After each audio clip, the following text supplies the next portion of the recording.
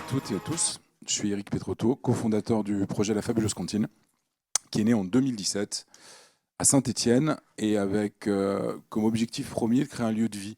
On a commencé par ça. Créer un lieu de vie et au quartier créatif de l'ancienne manufacture d'armes, qui est la cité du design.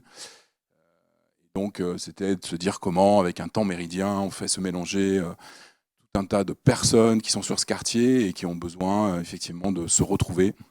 Et donc on a créé un lieu où on voulait, nous, on est 3 cofondateurs, Julien Morel, Boris Fontain, puis moi-même, avec des profils artistiques, donc pas du monde de la restauration, mais il y en avait un des 3 quand même qui était tombé dedans et c'est quand même plutôt fondamental quand vous créez un lieu où il faut aussi se restaurer. Et donc l'idée c'était de se dire on veut s'appuyer sur des valeurs fortes. Et les valeurs fortes, celles qui nous semblaient les plus fédératrices, c'était la lutte contre le gaspillage alimentaire et trouver des clés pour démocratiser cet accès à cette alimentation durable, à cette résilience alimentaire, et donc de faire de l'innovation sociale. C'est le bouton vert, c'est ça? Pour aller...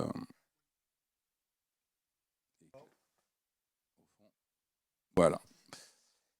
Et donc, ce qu'on a mis en place, je vais m'amuser avec la télécommande, c'est en fait de travailler son écosystème, de voir en fait ce qu'il y avait autour de nous. Et donc, il y a des petites fermes, des jardins d'insertion, des magasins bio, des logisticiens.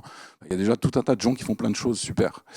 Et on s'est dit, lutter contre le gaspillage alimentaire, c'est vague et vaste. Quand on parle des chiffres, enfin, Pierrick évoquait tout à l'heure les chiffres du gaspillage dans un restaurant. Mais si on met une petite loupe, en fait, le gaspillage alimentaire, c'est 20 tonnes par minute en France. Il y a du transformé, du non transformé. Puis dans le non transformé, enfin, vous pouvez avoir du bio, du pas bio, de l'agriculture raisonnée. Et donc, on a décidé, nous, de se focuser sur du non transformé, donc essentiellement des fruits et des légumes, et bio ou agriculture raisonnée. C'est-à-dire que ce qui nous semblait encore plus insupportable, parce que c'est une qualité nutritive qui est incroyable, et qui finit à la poubelle. Ou qui finit même possiblement à rester dans le champ ou en compost. Donc elle a une destination, mais elle pourrait avoir une meilleure destination. Donc, on rachète ces invendus à moins de 80 km et on les transforme en cuisine créative.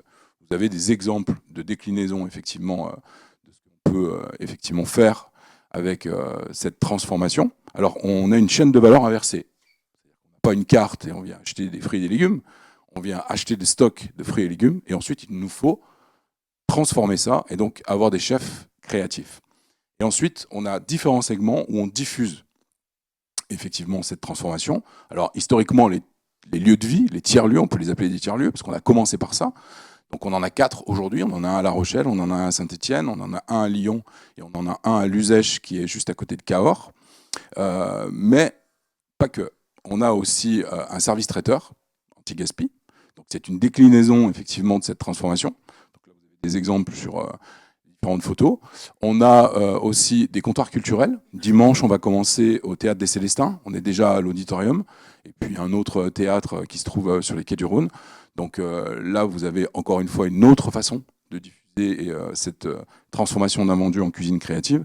Et donc ça nous permet, avec les différents segments, de passer des tonnages effectivement importants et puis de construire un modèle économique qui puisse être solide dans le temps. Et le dernier segment là, qui a démarré il y a quelques mois et qui, à mon sens, va pouvoir effectivement nous apporter des potentialités, c'est Fabuleuse Cantine d'entreprise.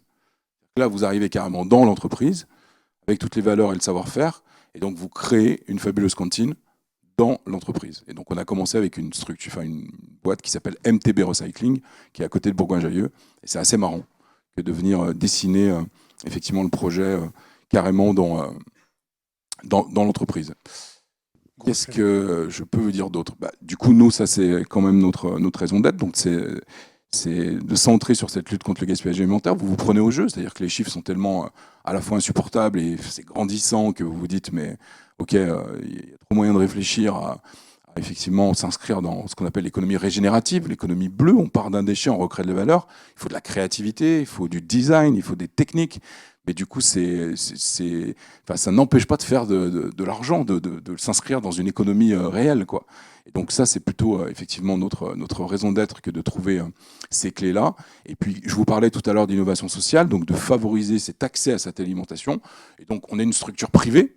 Alors, on a une association, on a un fonds de dotation et on a une SAS avec des structures qui s'inscrivent dans l'économie sociale et solidaire, donc des SAS, ESS.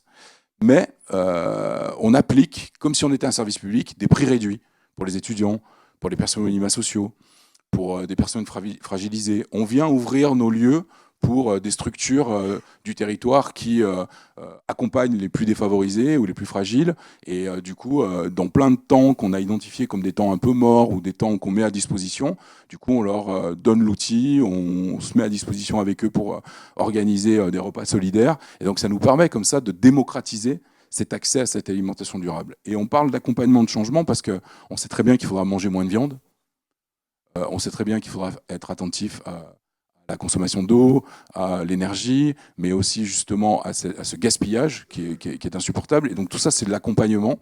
Et donc on vient dessiner les assiettes différemment. Nos bases sont toujours végétariennes. On a des suppléments protéines animales où on vient y mettre une valeur économique pour bien identifier que quand on le met dans l'assiette, ça a quand même un coût. Et on peut se régaler avec la première base et se régaler avec la deuxième base. Donc on ne vient pas stigmatiser ou segmenter le fait que vous soyez végétarien ou pas, etc. Et donc tout ça, c'est voilà, des approches assez pédagogiques. Vous avez le principe de la fabuleuse cantine avec le sourcing, donc je vous disais le rachat d'un vendu, toute la partie création et production, la diffusion. Et nous, on installe des composts dans nos lieux où on travaille avec les structures du territoire pour effectivement se dire que quand bien même quand il reste encore de la matière organique, on vient la traiter avec les dynamiques de territoire. Et puis ça, c'est effectivement là où nous en sommes aujourd'hui. Donc on est encore en mode entreprise innovante, hein. On a une cinquantaine de personnes parce que chaque site, dans chaque filiale, voilà, a à peu près une dizaine de collaboratrices et de collaborateurs, donc 4 tiers-lieux. On a 3 comptoirs culturels, une fabuleuse cantine d'entreprise, et puis cette conserverie territoire et son service traiteur, qui lui est grandissant. On a des demandes, ça explose. C'est vraiment le pari là, de la rentrée que de consolider et structurer effectivement cette partie. Et puis bientôt un nouveau tiers-lieu qui verra le jour dans 2 ans, c'est le chalet du Parc de la Tête d'Or, donc ce bâtiment de 1800 m² qui se trouve devant le lac. Donc ce sera pour nous un 5e tiers-lieu. Et on va le co-construire avec la Fondation Good Planet pour à la fois être un lieu totem sur la sensibilisation écologique, mais aussi venir amener toutes les approches que nous avons autour de la résilience alimentaire. Merci. Merci beaucoup, Eric. Question ? Oui.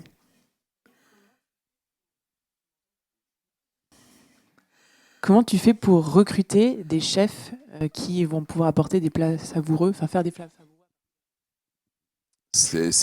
Merci Marie pour la question. C'est le plus gros des challenges. Alors heureusement qu'on a dans les 3 cofondateurs, je vous le disais, celui qui est tombé dedans et qui a inventé ce qu'on a appelé la gastronomie cantine, voilà, toute cette créativité. C'est vrai que quand vous avez une chaîne de valeur inversée et que vous devez au final ensuite servir, vendre, livrer, vous devez être plutôt créatif. C'est l'enjeu. Enfin, je pense que c'est l'une des valeurs ajoutées fortes de la fabuleuse cantine, c'est d'être en capacité, effectivement, de prendre des chefs et de transformer leur état d'esprit. Parce que vous avez des gens incroyables qui viennent chez nous et qui nous disent, voilà, au bout de 15 jours, mais tu me fatigues, quoi. Enfin, je suis obligé de tout réapprendre, parce que c'est pas tout à fait la même chose hein, que de travailler avec effectivement des flux subis et d'être toujours inventif et de pas de s'appuyer sur une carte, même si cette carte change, etc. Enfin là, c'est tous les jours vous êtes challengé. Donc c'est le gros des enjeux. On essaye, enfin moi je suis un féru de numérique et de digital, même si c'est un projet on ne peut plus organique et humain, et je suis persuadé qu'il y a moyen de venir construire une petite brique aidante et numérique pour qu'on garde cette haute valeur ajoutée créative. C'est assez simple, si vous allez dans une fabuleuse cantine et que vous commencez à voir qu'on vous sert des ratatouilles et des couscous végétariens, c'est que ça commence à glisser. Enfin, moi, c'est mes baromètres. Donc là, boum, ça repart en formation. On a ce laboratoire, là, cette conserverie de territoire. Donc on a des chefs qui sont complètement aujourd'hui dans le processus. Donc on est quelques chefs à pouvoir aider les autres chefs et de faire monter en compétence toute cette brigade. Mais on a des difficultés de recruter comme tous les gens de la profession. Enfin, c'est plus de 400 000 postes qui manquent en France. Enfin, c'est terrible. Donc, on est obligé de réadapter tout un tas d'horaires, de choses comme ça pour trouver des personnes, même si on a un peu plus de candidats peut-être que d'autres parce que le projet leur parle plus. Mais il y a tout ce processus d'accompagnement et de formation. Et les écoles, on est en train de construire des modules pédagogiques en se disant qu'on peut aller dans les écoles existantes pour venir mettre en place nos approches. Mais bon, il faut du temps. Oui, allez-y.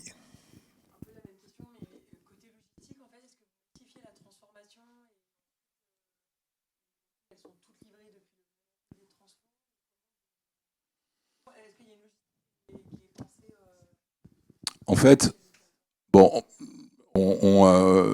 souvent quand vous appelez des petites fermes ou des jardins d'insertion, enfin, c'est des gens qui travaillaient et travaillent avec d'autres acteurs et pas que nous. Donc eux avaient déjà des systèmes de logistique, soit avec des logisticiens externes, soit avec une logistique interne. C'est juste des petits détours. Soit vous avez un logisticien et il vient faire un détour, donc il vient nous livrer et c'est quand même des fruits et des légumes qu'on rachète. Hein. Enfin, j'insiste là-dessus parce qu'on ne s'inscrit pas effectivement à glaner à droite à gauche des bouts de stock. C'est juste vous avez des problèmes de surproduction, des problèmes où les fruits et légumes sont abîmés, des problèmes aussi on n'y pense pas. Mais il y a le super légume qui arrive et que d'un coup on se retrouve dans toutes les assiettes de tous les restaurants. Du coup les gens se ruent là-dessus parce qu'ils veulent absolument l'asperge. Et donc il y a tout un tas d'autres effectivement légumes qui sont délaissés et ça devient de la surproduction. Et nous, des fois, on a des décalages de saison assez rigolos. Enfin, c'est assez marrant de se retrouver avec du butternut alors que ça fait très longtemps qu'il n'est plus nulle part. Mais tout ça, en fait, on s'appuie sur les logisticiens, effectivement. Et après, au tout début, on allait chercher à droite à gauche, mais aujourd'hui, on s'appuie là-dessus. Et donc, on ne vient pas massifier sur un point central. La partie traiteur, oui. Enfin, on a Lyon-Mermoz, un laboratoire annexe porteurs électriques, etc. Et on a Bussy-Albu à côté de Roanne, la grosse conserverie territoire. On fait des bocaux, on peut faire des préparations avec des gros volumes, mais chaque tiers-lieu a ses propres cuisines et vient aussi se faire livrer. Déjà, en fait, ce qui est assez marrant, c'est que vous pouvez avoir des fournisseurs différents en fonction de là où vous mettez. Forcément qu'à La Rochelle, on ne travaille pas comme ici. J'ai presque envie de vous dire qu'on n'a pas complètement les mêmes fournisseurs entre Lyon et Saint-Étienne, et c'est ça qui rend aussi un peu riche. Donc vous ne mangerez jamais la même chose. Déjà sur le fait que vous avez des flux subis, mais même par rapport aux ingrédients et par rapport à votre écosystème autour, vous ne buvrez pas la même chose et vous ne mangerez pas la même chose. C'est ça qu'il y a cette notion de créativité. Une dernière question. Oui. Je suis désolé par avance parce que je suis peut-être pas le premier à avoir l'idée qui m'est venue quand j'ai découvert le projet là qui est super. À Lyon, il y a aussi une entreprise géniale, enfin une organisation géniale qui tourne autour de la cantine qui s'appelle les petites cantines. Ben oui, avec Diane. Avec un peu, enfin il y a vraiment beaucoup de choses en commun, et notamment la vocation sociale et l'impact social. Est-ce que enfin j'imagine que vous vous parlez, j'imagine que vous rêver de choses à faire ensemble parce que finalement... En fait, on se connaît très bien avec Diane. Moi, quand on a pensé la fabuleuse cantine, je ne connaissais pas les petites cantines et je crois qu'ils ne nous connaissaient pas. Les Stéphanois, c'était des Lyonnais, c'est pas tout à fait la même chose, pas non plus délirer, quoi. On va remettre les choses à leur place. Et puis, bien évidemment, qu'on s'est rencontrés, en fait, on n'est pas diamétralement opposés, mais on est vraiment différents.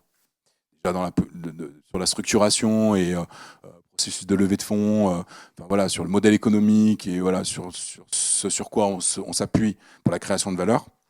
Mais ils ne focusent pas sur la lutte contre le gaspillage alimentaire. Bien évidemment que s'ils peuvent lutter contre le gaspillage alimentaire en rachetant ou en glanant, en travaillant avec des épiceries bio et récupérer, ils le font. C'est du bon sens. C'est du bon sens paysan, tout ça. Mais je trouve, et c'est formidable ce qu'ils font, ils recréent déjà c'est des petites formes, et ils recréent beaucoup de liens sociaux en bas de bâtiments, dans des environnements qui nécessitent à ce que ce lien social puisse effectivement s'opérer ou se réopérer. Et en fait, nous, oui, on a commencé par créer un lieu de vie, Mais aujourd'hui, c'est des tonnages et des tonnages de transformation et de la cuisine créative, et mettre des bocaux, on fait de la lactofermentation, on vient jouer sur les dates limites de consommation de ces bocaux pour atteindre 3 mois, pour faire de plus en plus de... Ils font pas traiteur, enfin je veux dire les petites cantines, ils font pas traiteur, ils font pas des bocaux, ils vont pas dans des frigos connectés, ils vont pas dans des entreprises. Donc en fait, on est complémentaires, j'ai envie de vous dire, sur le grand domaine de l'innovation sociale et de l'alimentation durable. Mais nous, on s'est quand même spécialisé lutte contre le gaspillage alimentaire. Merci beaucoup, Eric, pour Merci cette à vous, présentation. merci à tous.